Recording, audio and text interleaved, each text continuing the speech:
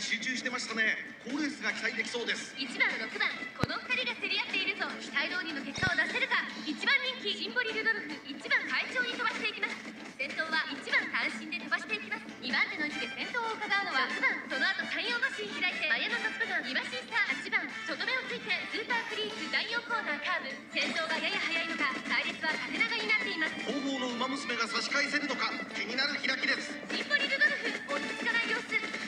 先頭は相変わらず1番続きました。6番5馬身離れて前のトップガン、まずは1周目正面スタンド前に上がっていく。2馬身3馬身開いて8番シンボリルドルフ追走。それを見るようにスーパークリーク2馬身スター、3番ライスシャワー続いている。その後からスペシャルウィーク、そしてその後方にはゴールドシップ、後方2番手に10番7番、最後方からのレースになりました。さあ1コーナーから2コーナーへ向かっていく馬娘たち。津軽海峡からの風が冷たく頬を打つ函館のターフ。順位を振り返っていきます。現在1番手は6番、続いて1番、そしてその後ろから行くのは前のトップガン1馬身離れて8番シンボリルドルフ。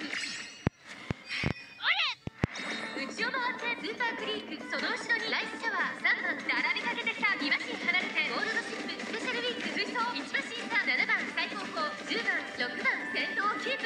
これは面白い展開だ。このまま進みますか。残り 1000m を通過。1周目の向こう正面、各馬娘たちの動きが激しくなっています。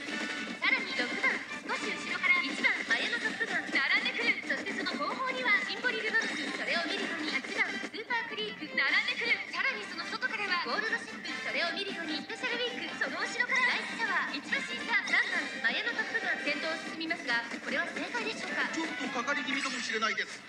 夢に向かって駆け抜けます。第